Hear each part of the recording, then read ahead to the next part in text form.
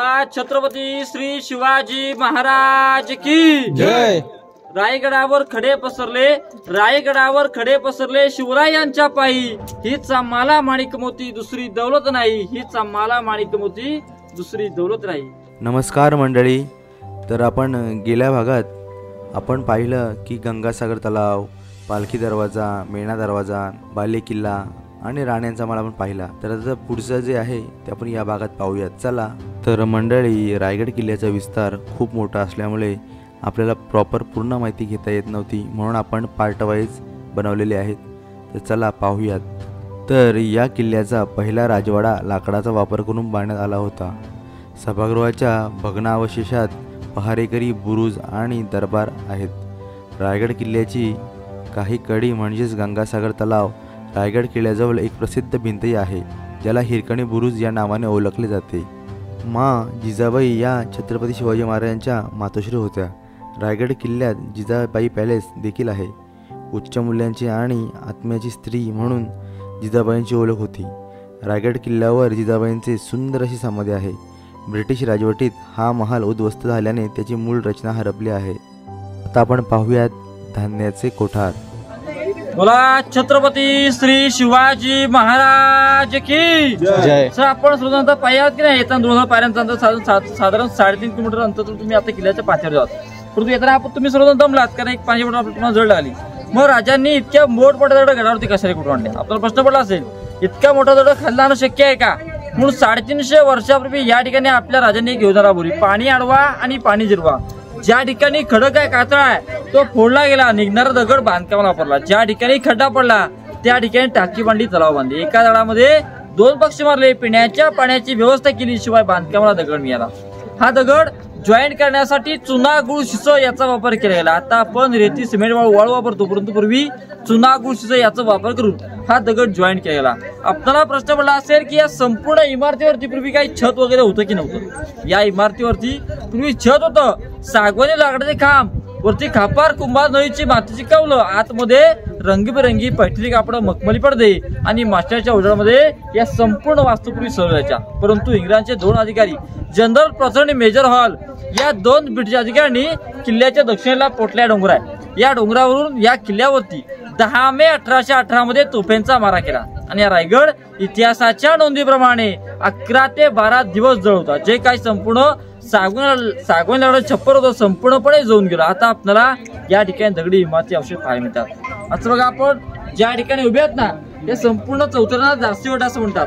आता बघा, आपण सर्वांनी राण्यांची महाल पाहिली, परंतु प्रत्येक महाराजासमोर आपल्याला असे काही चौथरे पाहायला मिळतात। चौथरे याला दासीवट असं म्हणतात। आपल्या रायांच्या राण्या होत्या, त्यांच्या सेवेला दास नोकर चाकर लोक असायचे। मग त्यांच्या राहण्याची व्यवस्था पूर्वी या ठिकाणी केली जायची। जर का तो नोकर आपल्या घरातून अपडाऊन करत असेल तर तो फितरू शकतो, आणि फितुरी स्वतःला चालणार नव्हती, म्हणून त्यांच्या राहण्याची व्यवस्था देखील पूर्वी या ठिकाणी केली होती। समोर बघा, आपल्याला गेट पाहायला मिळतो, समोर आहे गेट, याला मेणा गेट असं म्हणतात। पूर्वी मेणा आणि पालखी असे 2 प्रकार असते। मेणा म्हटलं की बंदिस्त, पालखी ओपन।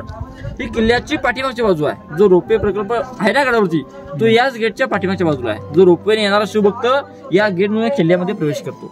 या गेटचं नाव मेणा गेट। छत्रपती शिवाजी महाराजांच्या राण्या किंवा राजघराण्याच्या स्त्रिया मेण्यामध्ये बसून किल्ल्याच्या पाठीमागच्या बाजूला थंड हवाखांडी किंवा सूर्योदय, सूर्यास्त पाहायला मेण्यामध्ये बसून ये जा करायचा, म्हणून त्या गेटचं नाव मेणा गेट। तसेच समोर बघा, आपल्याला रेलिंगच्या खालच्या बाजूला समोर काही वाडे पाहायला मिळतात। काय आहेत का वाडे? पुढे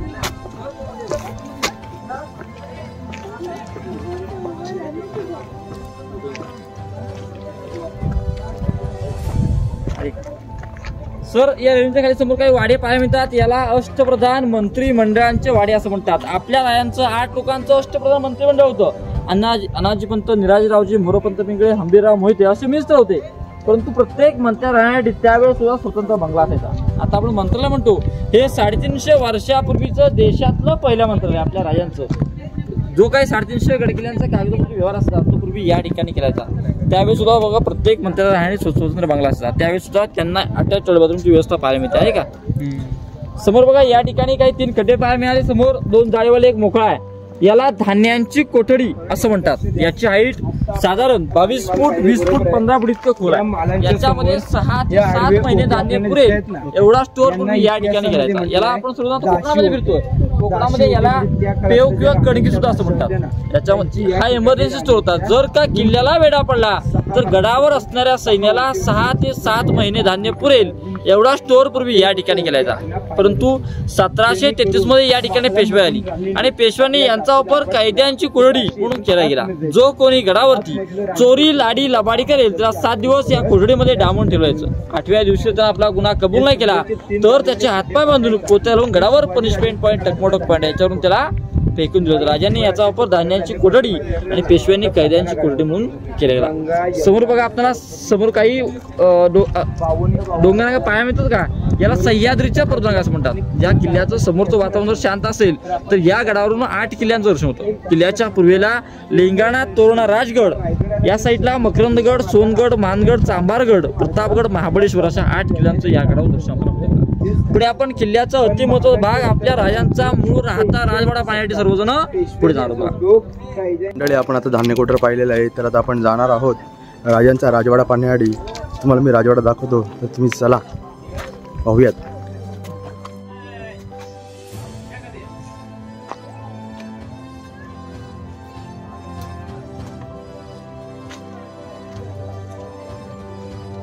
समोर बघा आपल्याला एक लांब भिंत पाहायला मिळते का, प्लास्टरवाली आहे का भिंत। या भिंतीपासून ते या भिंतीपर्यंत हा जो संपूर्ण मोकळा परिसर पाहायला मिळतो याला आपल्या राजांचा मूळ राहता राजवाडा असं म्हणतात। आणि यापूर्वी एकावर एक 2 मध्ये होता बघा। याच ठिकाणी आपल्या राजांनी अखेरची 10 वर्ष राज्यकामा सांभाळला।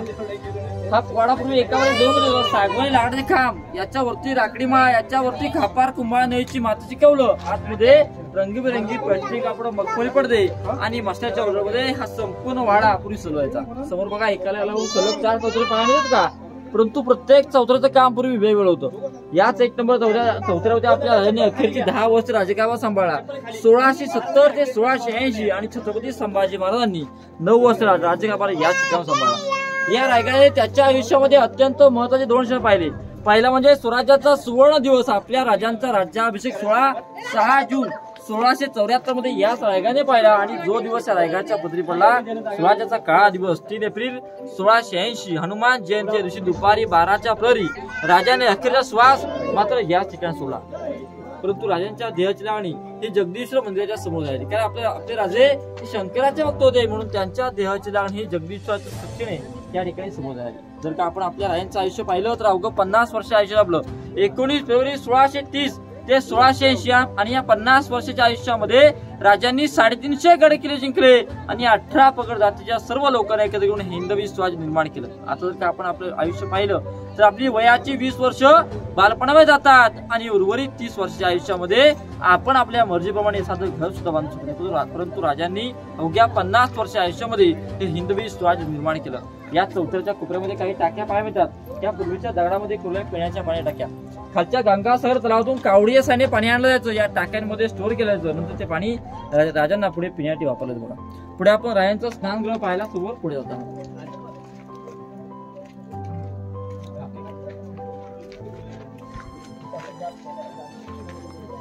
समोर सर या ठिकाणी बघा आयताकृती खड्डा पाहायला मिळतो का, याला आपल्या राजांचं स्नानगृह असं म्हणतात। 350 वर्षापूर्वीचं बाथटब, आता आपण बाथटब स्विमिंग म्हणतो, परंतु याचं देखील डिझाईन 350 वर्षापूर्वी आपल्या राजांनी या ठिकाणी केलं होतं। इंग्रज गडावरती आले, याला पाहिलं, त्याचं मॉडिफिकेशन केलं, आता आपण वापरतो बाथटब किंवा स्विमिंग पूल, परंतु याचं डिझाईन 350 वर्षापूर्वी आपल्या राजांनी याच ठिकाणी केलं होतं। याच्या मधल्या भिंतीला बघा 2 होल पाहायला मिळतात।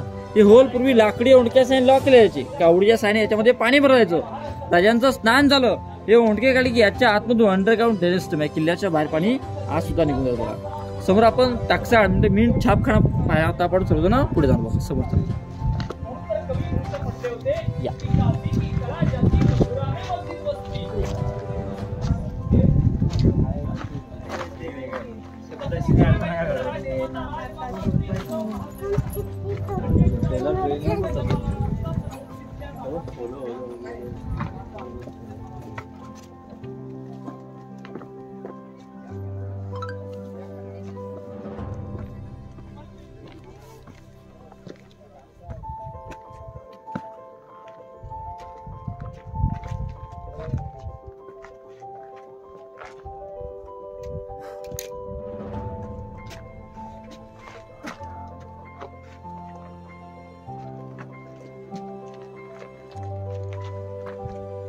सर आता आपण ज्या ठिकाणी उभे आहोत याला आपल्या राजांचं टाकसाळ छापखाना असं म्हणतात किंवा मिंट. 3.5 आता आपण आपली करन्सी रिझर्व्ह बँकेमध्ये छापतो. अशी 350 वर्षापूर्वी स्वराज्याची करन्सी पूर्वी या ठिकाणी छापायची. होम, नाणी, शिवराई, राजमुद्रा. आपल्या राजांची राजमुद्रा होती प्रतीप चंद्र लेखे वर्धिष्णू विश्ववंदिता शहा सुनो शिवसैषा मुद्रा भद्राय राजते. म्हणजे प्रतिपदेच्या चंद्रकलेप्रमाणे छत्रपती शिवाजी महाराजांचं राज्य जनतेच्या कल्याणासाठी वाढत जाऊ अशी आपल्या राज्याची राजमुद्रा पूर्वी या ठिकाणी छापायची. पुढे आपण राजांचं स्वयंपाकघर पाहायला हवं ना. पुढे जातो पूर्वी जर भट्ट्यावर असेल ना. छत्रपती श्री शिवाजी महाराज की जय. बघा आता आपण 1 नंबरचा उतरा पाहिला का. आपल्या राजांचा मूळ राहता राजवाडा. आता आपण 2 नंबर ठिकाणी हा जो संपूर्ण एल आकाराचा पाहायला मिळतो याला आपल्या राजांचं स्वयंपाकघर असं म्हणतात, मुतपाकखाना किंवा आता आपण किचन म्हणतो. या ठिकाणी बघा समोर एक उखळ देखील पाहायला मिळते, त्या कोपऱ्यामध्ये एक पाहायला मिळते. मग प्रश्न पडतो की हा रायगड किल्ला 100 एकराचा किल्ला आहे, मग राजांच्या राजवाड्याला लगेच स्वयंपाकघर कसं काय. कारण कुठेही बनू शकते. पूर्वी राजाशाही होती आणि विवाद होण्याची शक्यता जास्त असायची, म्हणून त्यांच्या नजरेसमोर या ठिकाणी स्वयंपाक करायचा. आपण आपल्या राजांच्या राजवाड्याला लागून लगेच या ठिकाणी स्वयंपाकघर सुद्धा पाहायला मिळते. समोर या ठिकाणी आपण राजांची बाल्कनी पाहू.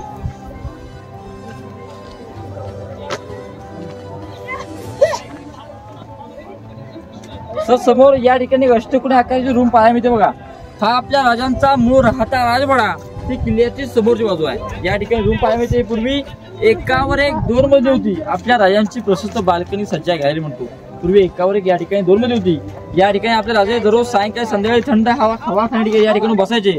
शिवाय इथे बसल्यानंतर समोर बघा असणाऱ्या सह्याद्रीच्या पूर्वदिशेचं विलोभनीय दृश्य सुद्धा पाहायला मिळतं बघा. पुढे आपण सचिवालय पाहायला सर्वजण. छत्रपती शिवाजी महाराजांनी 6 एप्रिल 1656 रोजी रायरीस म्हणजेच रायगडास वेढा घातला व मे महिन्यात रायरी महाराजांच्या ताब्यात आला. तेथे असताना कल्याणचा सुभेदार मुल्ला अहमद खजिना घेऊन विजापूरकडे चाललाय अशी महाराजांना बातमी समजली. त्यांनी तो खजिना लुटून रायगडावर आणला व त्या खजिन्याचा उपयोग गडाच्या बांधकामासाठी केला. रायगडाचा माथा राजधानी बनवण्यास सोयीचा व पुरेसा आहे. शत्रूला अवघड वाटणाऱ्या प्रदेशातले ते अधिक अवघड ठिकाण आहे. सागरी दळणवळणासाठी हे ठिकाण जवळ आहे, म्हणून महाराजांनी राजधानीसाठी हा गड निवडला. बोला छत्रपती श्री शिवाजी महाराज की जय. सर समोर बघा या ठिकाणी एक आयताकृती खड्डा पाहायला मिळतो का. याला गुप्त खलबतखाना असं म्हणतात. म्हणजे या ठिकाणी गुप्त चर्चा करण्याचं ठिकाण, ज्या ठिकाणी गुप्त खलबत केली जायची. स्वराज्याच्या गुप्तर खात्याचे प्रमुख होते बहिरूपी बहिर्जी नाईक. इतके शाबक त्यांना 18 भाषेत नाही होतं. एका दिवसामध्ये 8 प्रकारचं वेशाचं गाणं पडता येईल. कुठल्याही वेशामध्ये शत्रूच्या छावणीमध्ये जायचे, गुप्तपणे माहिती करून कुठल्याही वेशामध्ये गडावरती यायची. आणलेली माहिती राजांना द्यायची असते. आपण म्हणतो भिंत्या सुद्धा काळ असतात किंवा या काळाची माहिती त्या काळ लागता कामा नये, म्हणून महाराजांनी या ठिकाणी गुप्त खलबतखान्याची समोर निर्मिती केली. समोर तो कोपरा पाहायला मिळतो रस्ता. त्या कोपऱ्यातून आतमध्ये तुम्ही उतरला तर 8 ते 10 पायऱ्या आहेत. त्या पायऱ्यातून आतमध्ये उतरून गेल्यानंतर एक रूम आहे 8 बाय 10ची. ज्या रूम मध्ये बहिर्जींनी आणलेली माहिती राजाला गुप्तपणे दिली जायची. गुप्त चर्चा करण्याचं ठिकाण म्हणजे गुप्त खलबतखाना आज देखील आपल्याला या ठिकाणी पाहायला मिळतो. समोर बघा आपण ज्या चौथऱ्यात उभे आहेत का संपूर्ण लांब पाहायला मिळतो. याला सचिवालय असं म्हणतात. स्वराज्याच्या 350 गड किल्ल्यांचा कागदोपत्री व्यवहार पूर्वी या ठिकाणी घ्यायचा. प्रत्येक मंत्र्याची या ठिकाणी ऑफिस असायची. जो काही कारखानी व्यवहार असेल तो पूर्वी या ठिकाणी करायचा. याच्या समोर बघा त्या ठिकाणी एक छोटा चौथरा पाहायला मिळतो का. याला दिवाणे खास म्हणतात. पूर्वी दिवाणे आम आणि दिवाणे खास अशा 2 पद्धती पाहायला मिळायच्या. दिवाणे आम म्हणजे आम जनता दरबार आणि दिवाणे खास म्हणजे स्वराज्याच्या खास व्यक्तींसोबत केल्या जाणाऱ्या बैठकीचा हॉल म्हणजे दिवाणे खास. त्या ठिकाणी दिवाणे खास पाहायला मिळतो. याच्या समोर दिवाणे आम पाहायला मिळतात. आता बघा दोन्ही साईडच्या तळबंदीला काही खिडक्या पाहायला मिळतात का. याला टेहळणी असं म्हणतात म्हणजे वॉच टावर. आता आपण किल्ल्याच्या अति महत्वाच्या बाल्य किल्ल्यामध्ये आहोत आणि या बाल्य किल्ल्यामध्ये राजांचं वास्तव्य असायचं आणि या बाल्य किल्ल्याच्या सुरक्षेसाठी हे दोन्ही साईडचे टेहळणी किंवा वॉच टावर पाहायला मिळतात. इकडे बघा समोर त्या ठिकाणी एक लांब इमारत, एक इलेक्ट्रिक पोल पाहायला मिळते का. तो लांब डोंगर आहे का डोंगर संपूर्ण लांब. याला हिरकणीचा बुरुज असं म्हणतात. किल्ल्याचं पश्चिमेचं टोक म्हणजे हिरकणीचा कडा.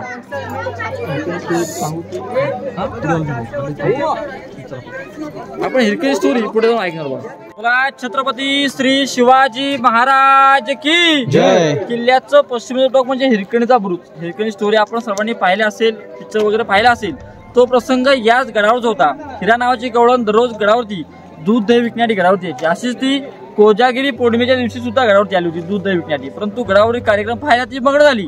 त्या लक्षात आलं की किल्ल्याचा नियम होता, एकदा का सूर्यास्त झाला नगारे वाजले किल्ल्याचं मेन गेट महाद्वार बंद केलं. सकाळी पुन्हा नगारे वाजले किल्ल्याचं मेन गेट उघडायचे. लक्षात आलं की किल्ल्याचं मेन गेट बंद झाले. धावत पळत गेट पाशी गेली. तिथल्या पहारेकरांना विनंती केली की माझं लहान बाळ खाली आहे, मला खाली जाऊ द्या. परंतु पहारेकरी म्हणाले की राजांची आज्ञा नाही, तुला तर आम्ही खाली सोडू शकत नाही, परंतु तुझी राहण्याची व्यवस्था गडावरती करण्यात करतो. तुझी व्यवस्था गडावरती करण्यात आली, परंतु तिला राहावे नाही. 6 महिन्याचं लहान बाळ खाली होतं. ती रात्रीच्या पटामध्ये संपूर्ण किल्ला फिरली, अखेरीस पश्चिमेच्या गडावरून किल्ल्याच्या खाली गेली. सकाळी पहारेकरांनी गेट उघडलं आणि म्हटले आपण रात्री हिराला मुक्कामी ठेवली होती, आताच खाली नंतर खाली 1 प्रहर 2 प्रहर निघून गेले. मावळ्यांनी बातमी लपवली नाही. राजांना जाऊन बातमी सांगितली की रात्री आम्ही हिराला मुक्कामी ठेवलं होतं, अद्याप खाली गेलेत नाही. राजाने 2 मावळे तिच्या घरी पाठवले. राजांना वाटलं की ती हिरा कुठल्या तरी कडावरून उडी मारली तरी खाली पडली म्हणून, कारण हिरोजी इंदुराने किल्ल्याचं गॅरंटी पत्र दिलं होतं की एकदा का किल्ल्याचं मेन गेट महाद्वार बंद झालं की राजांच्या आज्ञेविना गडावरून खाली जाईल ते पाणी आणि वरती येईल ते हवा, मग हिरा खाली जाईल कशी. त्या शोध घेण्यात आला. 2 मावळे 2 दिवस फिरले, सापडणार. 2 दिवसानंतर त्या गावात निरोप आला की हिरा तिच्या घरी सुरक्षित आहे. मावळ्यांना पाहता क्षणी हिरा घाबरली की मी राजांची आज्ञा तोडून गडाच्या खाली गेलोय, राजे मला आता शिक्षा करणार. मावळींनी त्या दरबारामध्ये हजर केली. आजूबाजूच्या गावातील लोक गडावरती आले, दरबार भरला. हिराला पाहण्यासाठी कुठली माता आहे की राजांच्या आज्ञेवरून गडाच्या खाली गेली. राजाने विचारलं, हिरा तू रात्री मुक्कामी राहिली होतीस पण खाली कसं काय गेली? हिरा म्हणे की राजे मी पश्चिमेच्या गडावर उतरून खाली गेलो. राजाला विश्वास बसेना. त्या डोंगरावरती घेऊन गेले आणि म्हणाले की तू जशी रात्री उतरली तशी मला आता या ठिकाणी उतरून दाखव. परंतु हिरा म्हणे की राजे नाही राजे, मला माझं रात्री बाळ होतं, आता मात्र मला धरी दिसते, तुम्ही द्याल ती शिक्षा मला मान्य आहे. राजेंना शिक्षा नाही केली. दरबारामध्ये घेऊन आले, साडी चोळी देऊन हिरोजींच्या हस्ते सन्मान केला आणि त्या मातेला हिरोजींना विचारलं की हिरोजी तुम्ही किल्ल्याचं गॅरंटीपत्र दिलं होतं, जर का एखादी माता कडा उतरून खाली जाऊ शकते तर शत्रू मात्र नक्कीच गडावर येऊ शकतो. तुम्ही ताबडतोब तो बुरुज, तो डोंगर तासून काढा, त्या ठिकाणी बुरुज बांधा आणि त्या बुरुजाला या मातेचं नाव द्या हिरकणीचा बुरुज. जी माता आपल्या लहान बाळासाठी कडा उतरून खाली गेली त्या मातेच्या नावाने आज देखील आपल्याला या गडावरती हिरकणीचा बुरुज आणि तिच्या वाडीला हिरकणची वाडी आज देखील इतिहासामध्ये पाहायला मिळते. हा संपूर्ण प्रसंग मी तुम्हाला एका छोट्याशा कवितेच्या माध्यमातून ऐकवणार आहे की रायगडावर राजधानी ती होती शिव छत्रपतींची, कथा सांगतो आता ऐका येथील हिरकणी बुरुजाची. वसले होते गाव तळाशी वाळसुरे या नावाचे, राहत होते कुटुंब तेथे गरीब धनगर गवळ्याचे. आई बायको ताना मुलगा कुटुंब होते छोटेसे, सोबत होते हिरा नाव त्या तडपगादार घरवालीचे. सांज सकाळी हिरा जात असे दूध घेऊन गडावरी, चालत होती उपजीविका त्या लेकीच्या धंद्यावरती. एके दिवशी हिरा क्षणभर विसावली, ह्यानी नाही आले तिच्या कधी, सांज वेळ ठेवून गेली. सूर्यदेव मावळता झाले बंद गडाचे दरवाजे, हिरा म्हणाली मनात ब्याली घरी ताने बाळ माझे. गडकरी यांना करी विनवणी, गडकरी खाली जाऊ द्या मला, गडकरी म्हणती नाही अनुज्ञा शिवरायाची आम्हाला. बाळासी आठवे झाली माय मावली वेडी पिसी, कडा उतरुणी धावत जाऊनी बाळाला ती घे कुसी. अतुलनीय धाडस पाहुणी महाराज स्तंभित झाले, साडी चोळी हिरास देवणी प्रेमे सन्मानित केले. कड्यावरती त्या बुरुज बांधिला साक्षाईच्या प्रेमाची, कथा अजूनही ऐकू येते येथील हिरकणी बुरुजाची. कथा अजूनही ऐकू येते येथील हिरकणी बुरुजाची. बोला छत्रपती श्री शिवाजी महाराज की जय. पुढे आपण आपल्या राजांचा दिवाणी दरबार पाहणे सर्वजण पुढे जाणार आहोत. तर मंडळी नमस्कार, मी अमोल. तर आज आपण आलो होतो रायगडला. रायगडची जी व्हिडिओ आहे तुम्ही जर पाहिली नसेल तर पहिला पार्ट पाहिला नसेल तो नक्की पहा. 2 पार्ट बनवण्याचं कारण असं तर व्हिडिओ खूप मोठी होत होती आणि माहिती पण खूप मोठी आहे ना, त्यामुळे तर व्हिडिओ लास्टपर्यंत बघा. जर चॅनल नवीन असेल तर चॅनलला सबस्क्राईब करा, व्हिडिओला लाईक करा. तर जय हिंद, जय महाराष्ट्र, जय शिवराय.